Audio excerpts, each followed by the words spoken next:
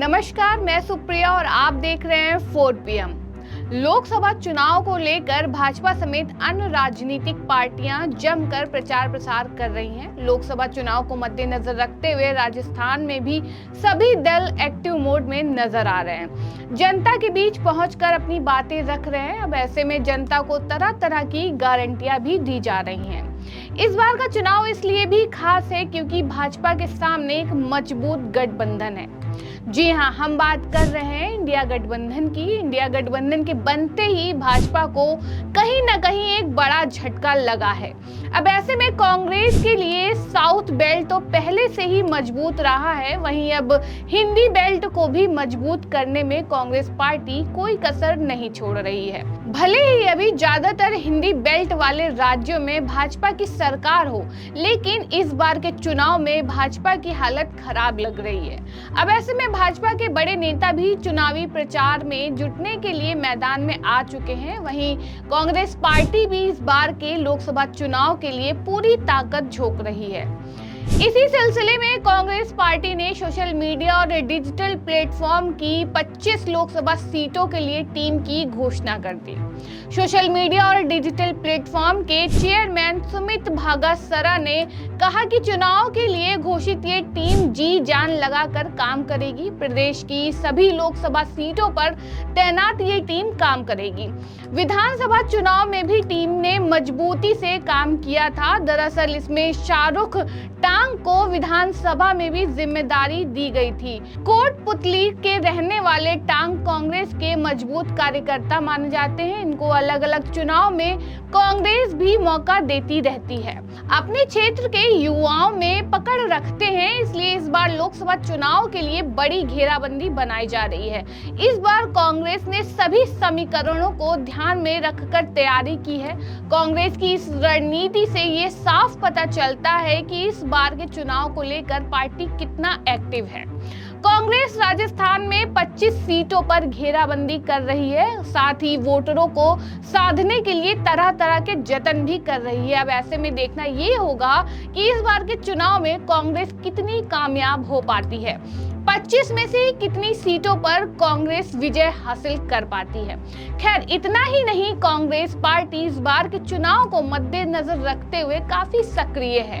ऐसे में कांग्रेस ने अजमेर लोकसभा क्षेत्र के 2 नेताओं का निष्कासन रद्द कर दिया, उन्हें वापस पार्टी में लिया है। पार्टी के एक प्रवक्ता ने इसकी जानकारी दी। कांग्रेस से बगावत कर बसपा के टिकट पर मसूदा से विधानसभा चुनाव लड़ चुके और वाजिद अली चीता और पुष्कर के पूर्व विधायक और पार्टी द्वारा टिकट नहीं दिए जाने पर उन्हें निर्दलीय प्रत्याशी के रूप में चुनाव लड़ चुके डॉक्टर गोपाल बहेती अपने समर्थकों के साथ पार्टी में फिर से शामिल हो गए हैं। पार्टी प्रवक्ता के अनुसार प्रदेश कांग्रेस मुख्यालय में प्रदेश अध्यक्ष गोविंद सिंह डोटासरा, पूर्व मंत्री रघु शर्मा और पूर्व RTDC अध्यक्ष धर्मेंद्र राठौड़ ने इस नेताओं को दुपट्टा और माला पहनाकर स्वागत किया और सदस्यता बहाल की। इस अवसर पर पार्टी प्रदेश अध्यक्ष गोविंद सिंह डोटासरा ने कहा, वाजिद अली चीता को जल्द ही बड़ी जिम्मेदारी दी जाएगी। मैं उम्मीद करता हूं कि इन सब के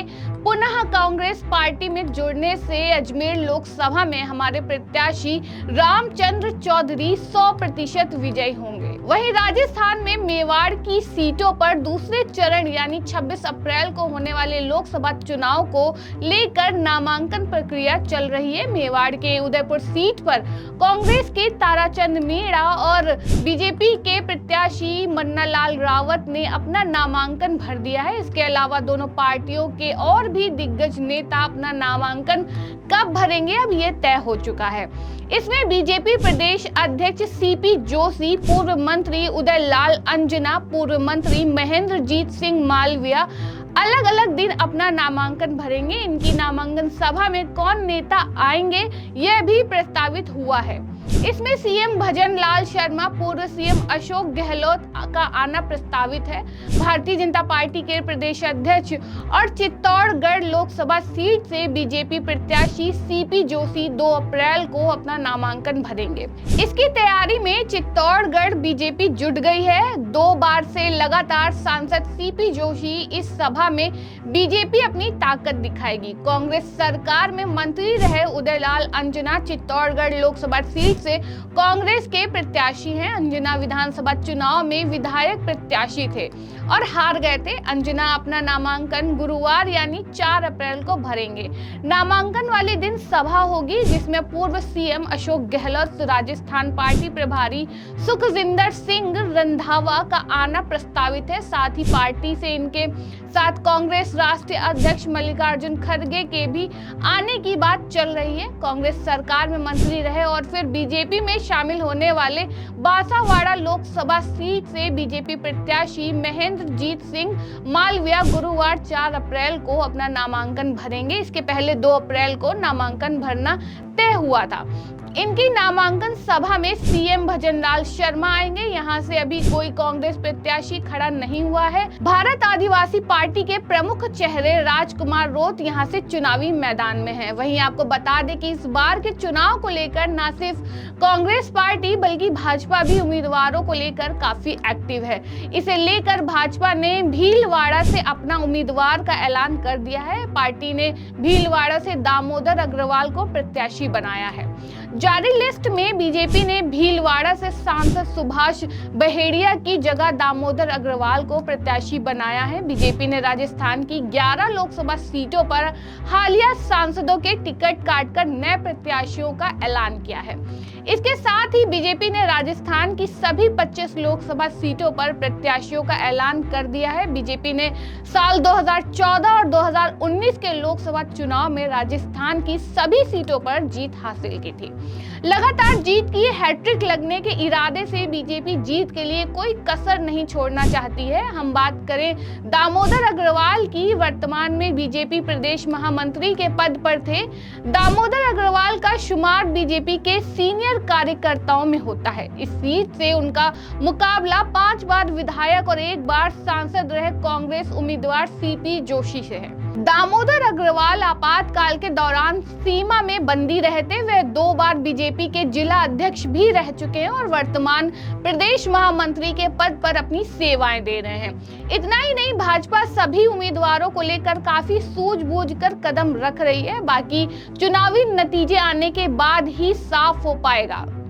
आपको बता दें कि इस बार का चुनाव भले ही भाजपा जातिवाद और मंदिर मस्जिद के नाम पर लड़ रही है, लेकिन वहीं कांग्रेस पार्टी देश में फैली बेरोजगारी, महंगाई तथा भ्रष्टाचार जैसे मुद्दों को उठा रही है।